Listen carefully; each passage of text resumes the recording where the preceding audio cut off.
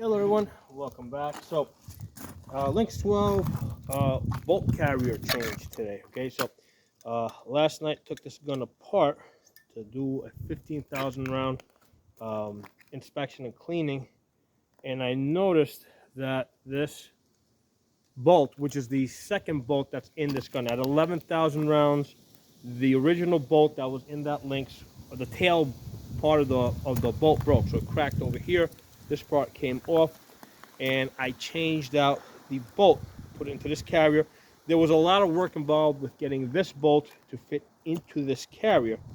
And last night when I noticed because of this wear, somebody suggested to me that perhaps the hole that's in the carrier was not drilled straight. And today I said, you know what, let me try a different carrier. So I had this carrier over here. It was a brand new carrier. I took this bolt and I tried to put it into that one, and I noticed it was a little. Basically it was getting stuck going forward, getting stuck coming out. And I said, you know what? Let me just pull out a completely new bolt. So I've got a new bolt and a new carrier in this Lynx over here, and this one seems to be working fine now. It was sticking a little bit. Okay. Good thing is I didn't have to do any work on this bolt because it was a real pain in the ass on this one over here. I think that this bolt that I got over here was just like defective, right? Or not defective, it just wasn't finished, right? So when they shipped this one from China, this wasn't thoroughly inspected and fitted, and finished. Basically, it was an unfinished bolt that I had to complete because this bolt that I got it here now, that's also a new bolt that just went right in. The gun was, the bolt was sticking a little bit. I did take a Dremel and just work this area a little bit over here where I thought it was sticking. Was still sticking a little bit. Then I just took some gun oil, sprayed some gun oil on the carrier into the bolt, and now it's working good. I already fired a couple of shots with this. When I fired the shots, I fired it dry. It fired a couple of shots, then it got stuck. Now I put the oil in there. Let's fire a couple of shots with this while it's oiled, and let's see if we have any jamming problems with this.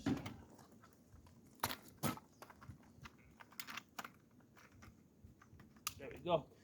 But I've already done a video on this, but when you're trying to put a full mag in there, you got to hook this, leveraging, the shells have to compress, okay? It's because when your bolts close, right, the shells need to compress in order for it to go in. So as you're putting it in, be aware that you got to catch it and rock it in and compress those shells. All right, it did stick a little bit going forward in. Let's see how it fires.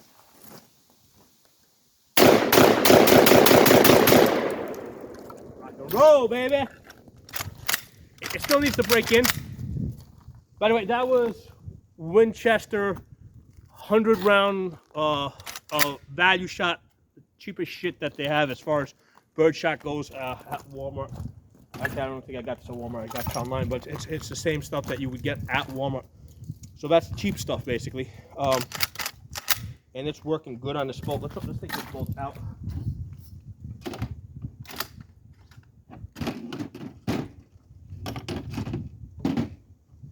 All right, so this is where I felt it was sticking a little bit, and I just worked it a little bit with the drum. I don't even think that was necessary. I think it just needed oil. Let's look at this. I really wish they wouldn't even paint these things, because all this black paint that they put on it, all that does is add friction. It does not do anything valuable. They don't color this the same way like Glock colors their barrels, okay? Because that actually, it's almost like the paint is kind of like plated.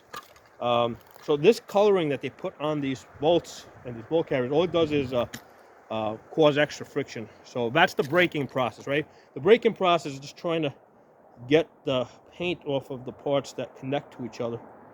And anyway, what I'm looking for, I'm looking at the tail over here. I'm looking to see if there's any wear, any marks. It's gonna probably, I've only fired about 20 rounds with this. It'll take more than 20 rounds before this really starts showing some marks, and we can see. What I want to see is if it starts wearing in the tail the way the other one did. So yeah, this is working. I'm gonna basically use this the way it is right now. Use this gun. I just did a video before about aligning your bolt and getting it into your Lynx 12, which has always been a major pain in the ass for me, right? I think that this one over here, this carrier, I think it might be slightly out of spec because A,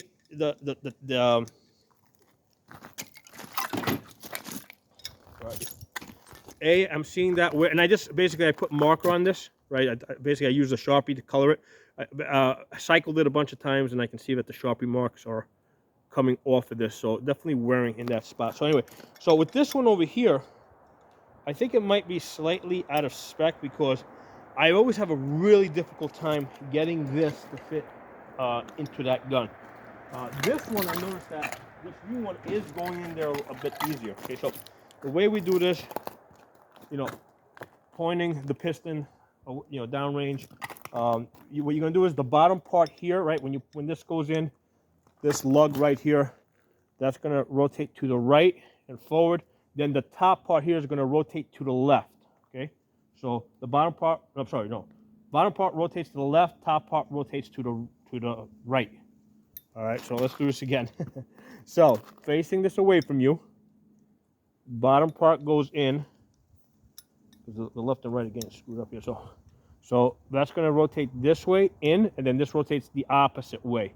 And then what that's going to do is that this part here is going to, these two parts here are going to basically, that's what's going to ride on top of the rail. These two parts right here. And then this part over here is going to go run down the center. That part is what's going to go in this on the left side over here. Not that side, on this side of the hammer, and it's going to run in there. Okay, so let's get that in there.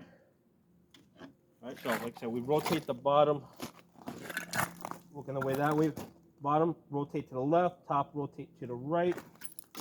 And you got to apply some downward pressure as you put this in, because you got to basically compress that hammer. The hammer's got to be pressed down. And there it goes. That went in much easier than this one here ever went in. So I'm inclined to believe that this one is slightly out of spec, because I've always had a hell of a time getting that one in. Put this back over here.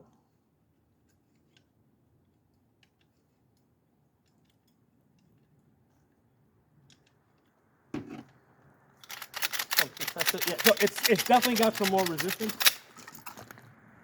because it's just gonna break in. Basically that junk paint that they put on it has to wear out. Just put some on the rails. Kind of help this.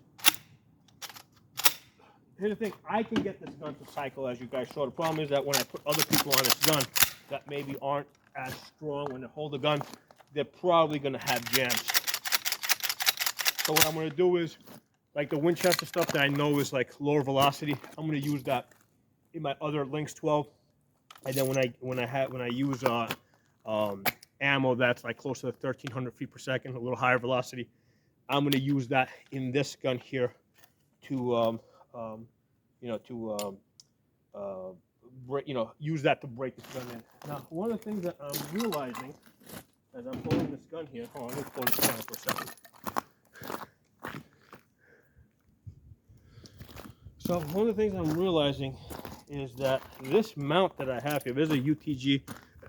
Basically, I just got this because this was the cheapest one I could find on Amazon. At the time, I wasn't even sure how well the optic was going to work on these Lynx. But this mount, I think, is a little heavy, especially this worthless piece of rail that they have, this rail that they have on this side. That's adding unnecessary weight, because even holding the gun here like this gun is like, it feels like so much lighter than it normally feels. You know,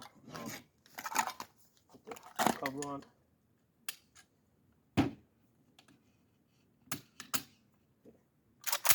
That's fine.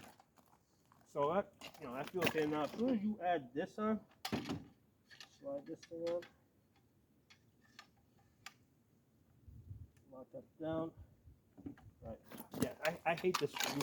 Basically, I gotta go back. I gotta tighten the screw over here because this is still moving. But anyway, as soon as I put this rail on here, this gun all of a sudden becomes heavier, like noticeably heavier. So it's gotta be the rail. I mean, it's those ounces that are adding up to pounds here, you know? But anyway, I hope you guys found that information interesting. Definitely advise get yourself extra bolt carrier and an extra bolt for your Lynx 12.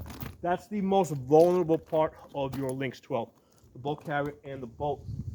I have two Sega 12s, right, that basically just wall hangers now because the bolt carrier broke where the carrier connects to the piston. You can't get replacements on them. Well, actually you can, but the bolt carrier and the bolt is like upwards of $200. And right now you can get these Lynx 12s, the whole gun for $300, right? I've seen that on sale for $300. So it's just not worth it to get a bolt carrier, an aftermarket bolt carrier for my Sega 12, or even a used one, right? Which you don't know, how much, how many with the round count is that.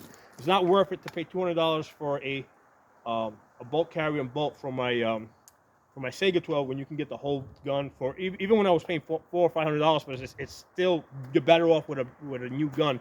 And certainly now at $300, I mean, and now the new ones they've got the rail built into the dust cover. I might get one of those. I've got 3 of these already. So it's like, should I get it just for the rail cover, for the rail and the dust cover? I don't know, maybe.